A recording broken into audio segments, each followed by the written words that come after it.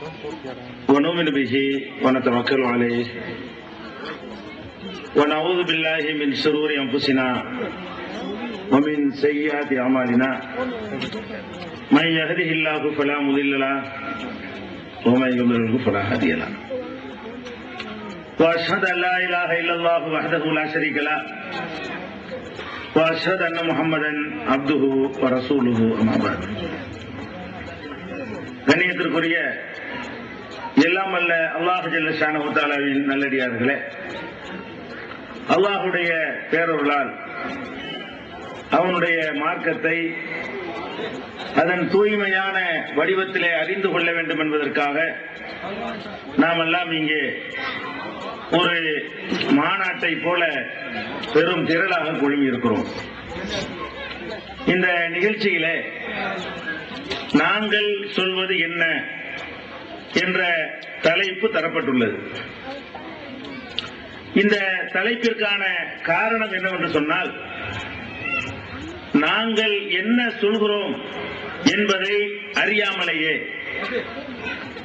நாங்கள் சொல்லாதவற்றையெல்லாம் நாங்கள் சொல்வதாக தவறாக கருதி கொண்டு சில சகோதரர்கள், நம்முடைய சமுதாயத்தைச் சேர்ந்த சகோதரர்கள் அவதூறு பிரச்சாரங்களை செய்து வருகிறார்கள். எனவே நாங்கள் என்ன சொல்கிறோம்? இந்த 25 ஆண்டுகளாக தமிழக முஸ்லிம் மக்களிடத்திலே நாங்கள் வைக்கின்ற செய்தி என்ன?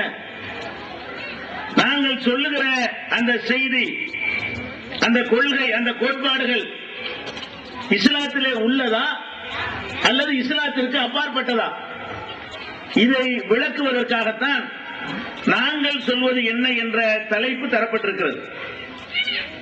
நாங்கள் என்ன சொல்கிறோம் என்பதை சுருக்கமாக சொல்வதாக இருந்தால் 2 வரிகளிலே சொல்லிவிட முடியும். நாங்கள் என்ன சொல்கிறோம்? இந்த 25 ஆண்டுகளாக இந்த தௌஹீத் கொள்கையை பிரச்சாரம் செய்யக்கூடிய நம்முடைய ஜமாத் என்ன கொள்கையை சொல்கிறது என்பதை 2 வரியிலே சொல்லிவிடலாம். அது என்ன 2 வரி?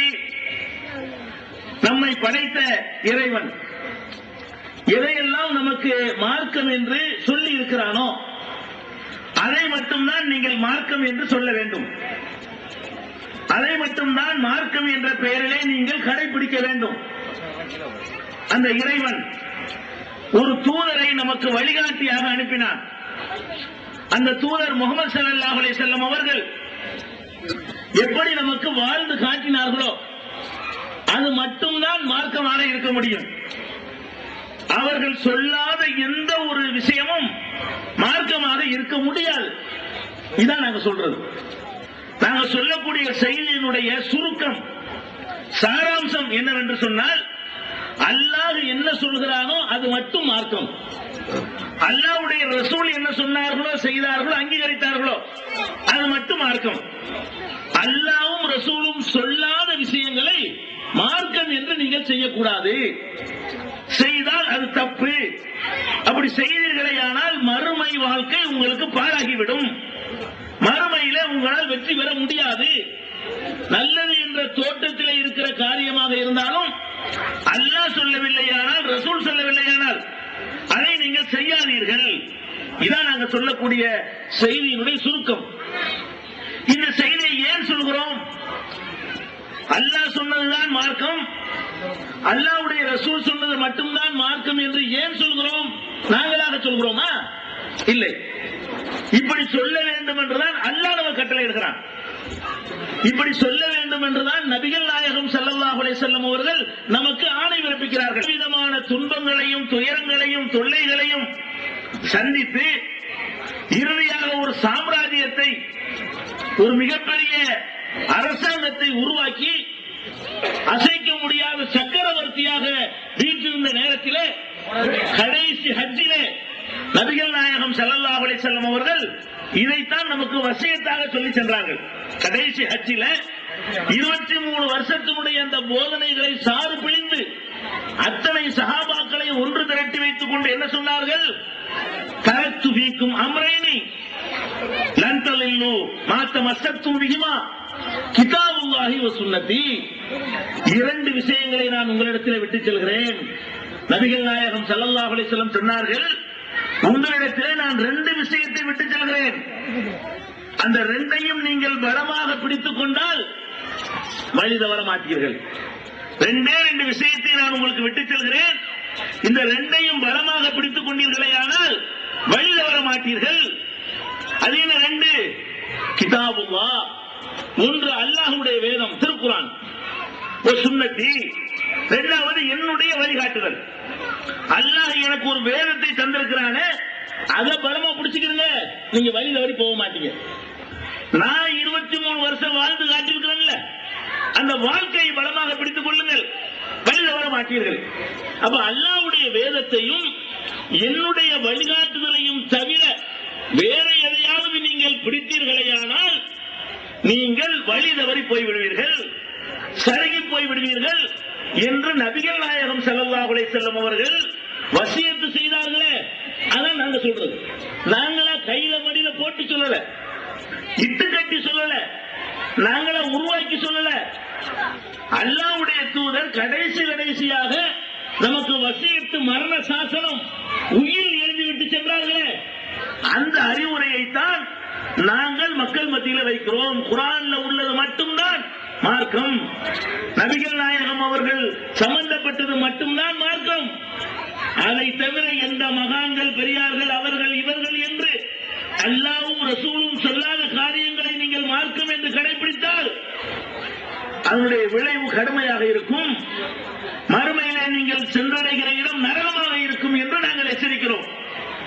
இந்த எச்சரிக்கை கூட நாங்களாக செய்கிற எச்சரிக்கையா? இல்லை. இந்த எச்சரிக்கையும் நபி ஸல்லல்லாஹு அலைஹி வஸல்லம் அவர்கள் தான் செய்தார்கள். எப்படி சொன்னார்கள்? ஈயாக்கும் வ முஹ்தஸாத்தில் உமூர், மக்களே உங்களை நான் எச்சரிக்கிறேன், எனக்கு பிறகு மார்க்கம் என்ற பெயரால் புதிதாக உருவாகுமே அத்தகைய காரியங்களை விட்டு உங்களை நான் எச்சரிக்கிறேன்.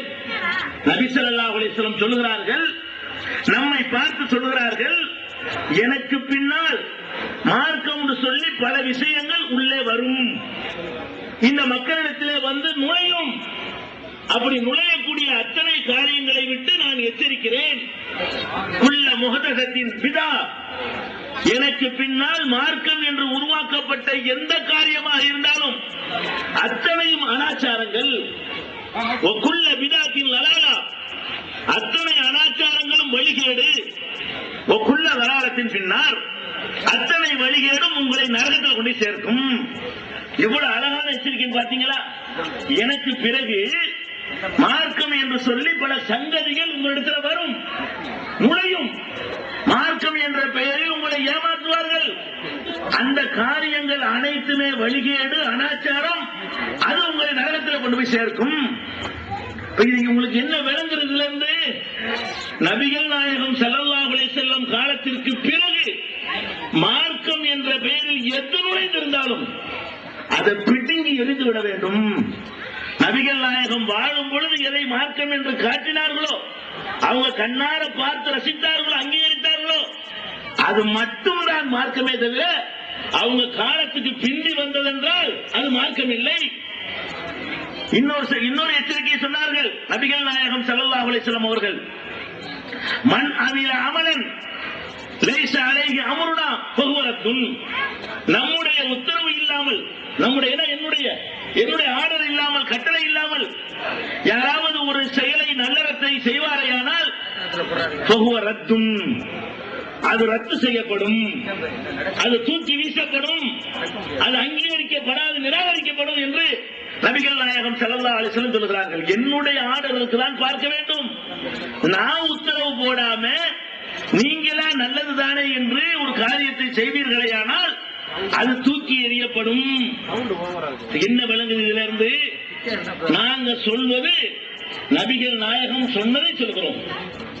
சில விஷயங்களை வேண்டாம் என்று சொல்கிறோம். அந்த பட்டியலை நான் விளக்கமா பின்னாடி சொல்லுவேன். சில காரியங்களை விட்டுவிடுங்கள் என்று சொல்லுகிறோம். அதையெல்லாம் ஏன் சொல்றோம்? அல்லாஹ்வுடைய ரசூல் காலத்தில் அது இல்லை. ரசூல் ஸல்லல்லாஹு அலைஹி வஸல்லம் இந்த உலகத்திலே வாழ்ந்த அந்த காலத்தில் இதெல்லாம் மார்க்கம் என்ற பெயரில் இருக்கவில்லை. அவங்களுக்கு பின்னாடி வந்து நுழைந்திருக்கிறது. நான் கேட்கிறேன், நபிகள் நாயகம் ஸல்லல்லாஹு அலைஹி வஸல்லம் அவர்களை அல்லாஹ் எதுக்கு அனுப்புனான்?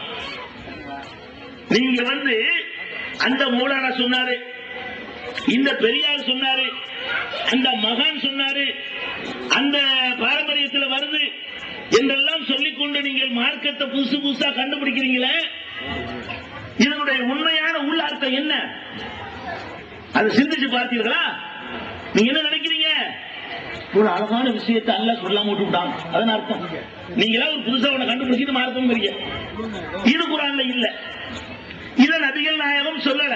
அப்ப அதுக்கு என்ன அர்த்தம்? அழகான விஷயம் பாரு, இத பத்தி அந்த ஆள் சொன்னாரா, இத பத்தி அவன் சொன்னானா அல்ல அப்படின்றதான அதுக்கு அர்த்தம்.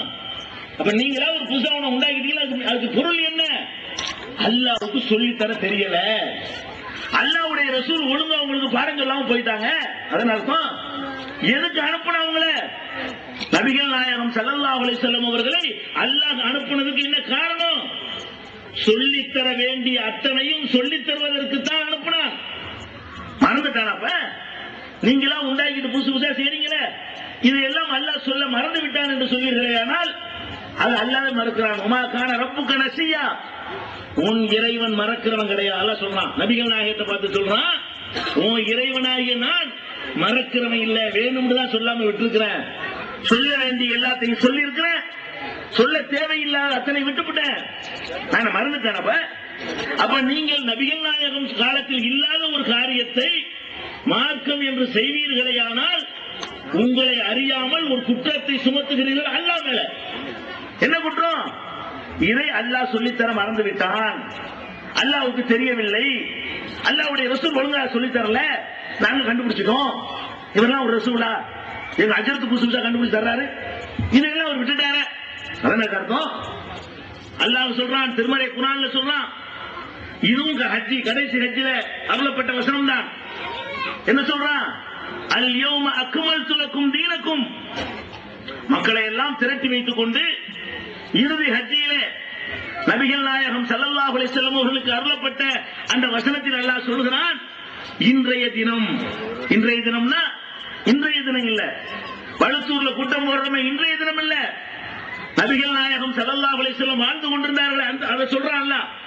இன்றைய தினத்திலே உங்கள் மார்க்கத்தை உங்களுக்காக நான் முழுமையாக்கி விட்டேன்.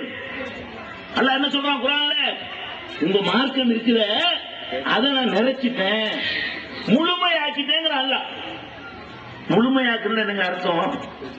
ஒரு ஆளை கூப்பிட்டு சாப்பிட வாங்க கூப்பிட்டு ஒரு இட்லி எடுத்து பாதி பிரிச்சு கொடுத்துட்டு புல் சாப்பாடு நல்லா இருக்குன்னு கேட்ட ஒத்துக்குறாங்க. முழுமையா என்ன? வச்சுக்கிட்டே இருக்கணும், உள்ள போய்கிட்டே இருக்கு, போதும் பாரு, இல்ல உள்ள ஒண்ணு சொல்லுவாரு, முடியாது பாரு, பாதியா சாப்பிடுங்க, பாதியா நிக்கிடுவாரு, இப்ப முடியாது, டீ குடிக்க டீ இடம் இல்ல, வாழைப்பழம் சாப்பிட இடம் இல்ல. இதெல்லாம் முழுமை. முழுமைன்னா என்ன அர்த்தம்? ஒரு ஆளுக்கு புல் சாப்பாடு போறேன்னு என்ன அர்த்தம்?